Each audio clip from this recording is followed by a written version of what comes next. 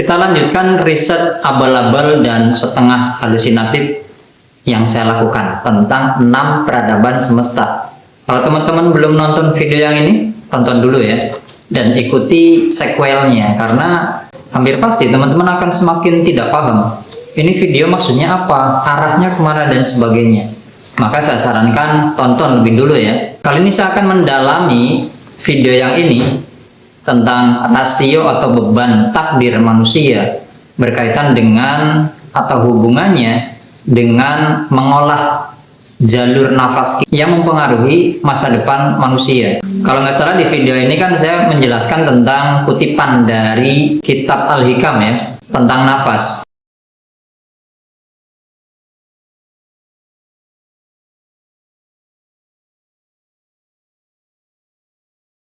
Bahwa setiap nafas kita itu ada jalur-jalurnya, dan itu tersambung dengan kode ketetapan-ketetapan yang sudah dibuat oleh Tuhan. Mungkin ada benarnya perkataan para motivator atau para milioner di luar negeri sana, biarkan orang miskin tetap dalam kemiskinannya.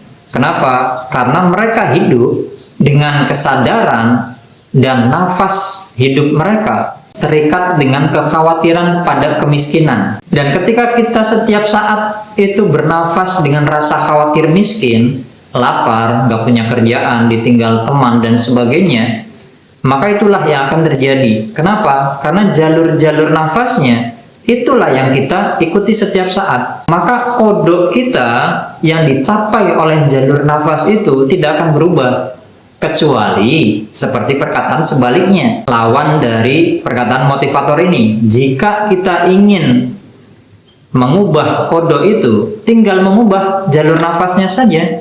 Kita bernafas dengan rasa syukur, tanpa kekhawatiran bahwa Tuhan itu menakdirkan yang terbaik buat kita, dan kesadaran itu diiringi dengan rasa gembira, tetap bekerja keras, belajar, apapun kondisinya. Dan sangat mungkin ketika kita mengerjakan itu setiap saat atau rutin bernafas dengan jalur nafas seperti itu, rasa syukur, tanpa kekhawatiran, kesadaran takdir yang baik-baik dari Tuhan, hampir pasti, jangankan kita mencari atau bekerja, kita semua pasti pernah mengalami rezeki datang sendiri, iya kan? Tanpa kita capek-capek. Atau seperti debatnya Imam Syafi'i dengan Imam Maliki, gurunya. Imam Syafi'i mengatakan harus kerja untuk mendapatkan rezeki. Imam Maliki bilang enggak harus kerja. Kerja itu sunnah, sunnatullah, bukan hak, bukan kewajiban. Tuntutan Allah itu adalah beribadah. Kerja menjadi wajib ketika itu menjadi ibadah. Tapi ketika ada ibadah yang lebih utama daripada kerja, misalnya para kiai, para ustadz yang tidak punya waktu untuk bekerja, mereka mendidik, mereka mengajar, maka rezeki akan datang dengan sendirinya pada mereka.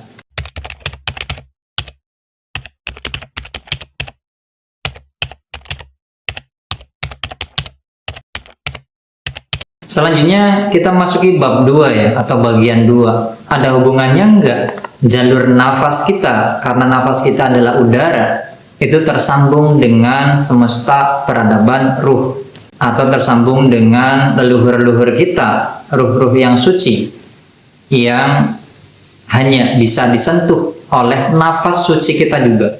Atau dalam singkat kata, apakah peradaban padat ini, dunia materi ini, itu bisa berkomunikasi, tanda kutip, bisa tersambung dengan semesta wujud zat gas atau ruh, dan semesta wujud zat cahaya atau malaikat. Jika tidak bisa, mengapa para nabi dan Rasulullah bisa? Apakah mereka berhalusinasi? Atau itu hanya kekhususan buat mereka? Manusia seperti kita itu tidak diperkenankan oleh Tuhan. Apakah seperti itu? Lalu adakah hubungannya dengan perkataan Nabi bahwa ulama dari umatku itu seperti nabi-nabi Bani Israel? Sebelum kita lanjut ke penjelasan tentang itu, saya ingin memberikan bukti-bukti atau hipotesa atau kemungkinan yang menjadikan saya membuat video ini tentang jalur-jalur nafas untuk menyambut di video Spektrum Biru. Bukti-bukti itu adalah ketika saya memberikan konseling pada beberapa orang, hampir seluruhnya yang mengalami kondisi psikologis fatal ya, hampir bunuh diri, putus asa, ingin membunuh orang, dan itu semuanya sebelum saya sampai ke sana, mereka tersadar.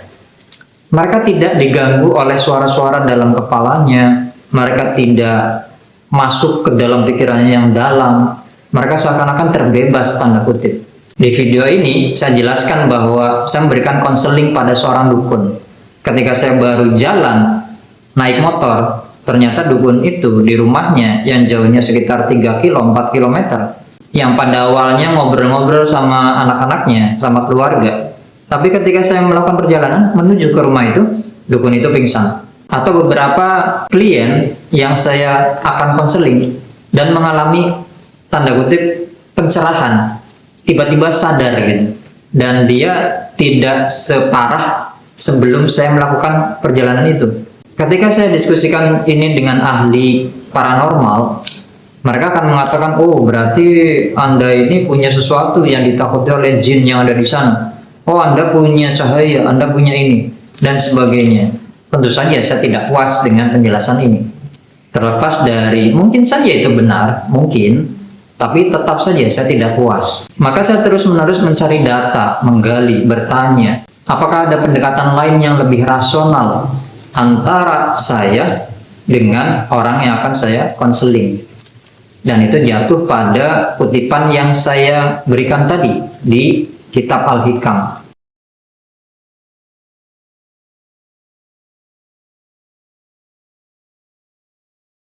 Seperti yang saya jelaskan tadi di awal, bahwa nafas kita itu tersambung dengan kodok-kodok di wilayah takdir kita.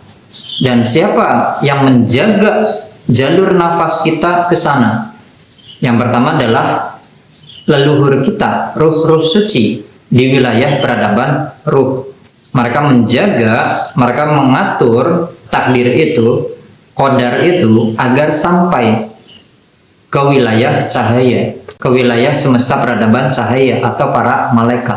Dan para malaikat inilah yang menyambungkan ke wilayah yang lebih tinggi atau wilayah takdir manusia, atau bahkan segala sesuatu di semesta ini. Dalam Quran ini ada ayatnya, apa namanya, yaitu Ailiyin, jalur nafas kita yang naik, yang baik-baik, yang suci, entah itu tentang kebaikan sosial, tentang ibadah, tentang ketaatan dan sebagainya, itu naik dan tersambung dengan ruh-ruh suci, kemudian para malaikat, dan tersambung dengan kodok-kodok yang baik.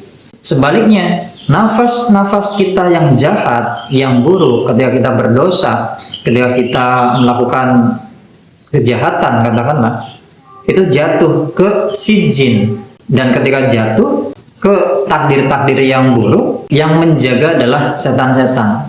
Tadabbur dari ayat ini, Ailiyin dan sijin, hipotesanya seperti itu.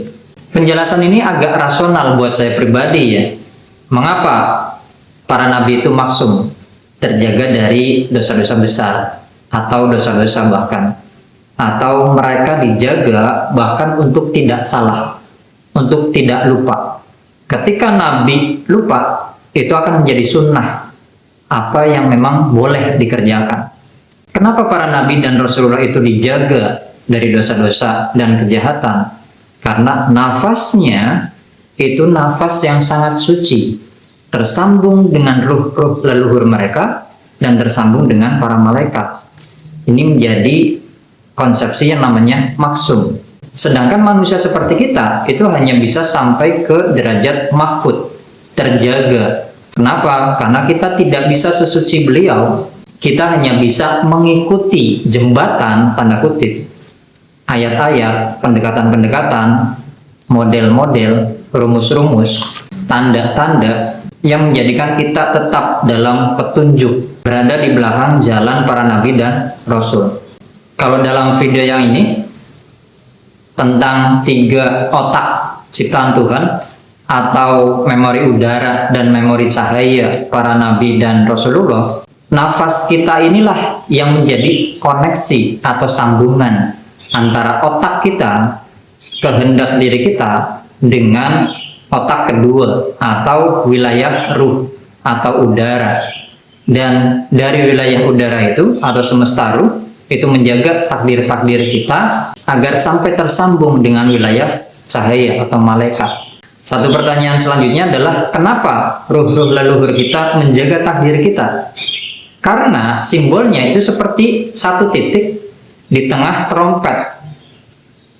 Trompet yang pertama atau kerucut yang pertama ini adalah leluhur-leluhur kita yang ingin mendapatkan syafaat dari kita, yang tidak ingin mereka memiliki keturunan yang buruk, yang berdosa besar. Dan trompet yang kedua atau kerucut yang kedua ini adalah keturunan-keturunan kita. Bagaimana caranya? Dari ini satu titik, yaitu kita, itu melahirkan keturunan yang baik dan menyelamatkan leluhur kita sebelumnya, termasuk leluhur kita yang terjatuh ke sijin tadi ya, yang lebih dominan kesalahan-kesalahan atau dosa-dosanya. Dengan keturunan seperti kita misalnya yang memperbaiki diri, yang taat beribadah, kita bisa memberikan syafaat pada mereka. Tentunya syafaat dari Allah lewat Rasulullah dan kemudian kita. Jadi tidak ada alasan bahwa yang bisa tersambung dengan wilayah ruh atau wilayah cahaya itu hanya para nabi dan Rasulullah. Tapi hamba-hamba yang mengikuti nabi dan Rasulullah, mengerjakan ketaatan yang begitu istiqomah, begitu rutin secara lahir dan secara batin, mereka juga punya koneksi yang seperti itu, walaupun tidak sejelas apa yang dialami oleh para nabi dan Rasulullah. Mungkin saja hamba-hamba yang seperti ini itu tergolong dari hamba-hamba yang disebutkan oleh Allah dalam ayat ini.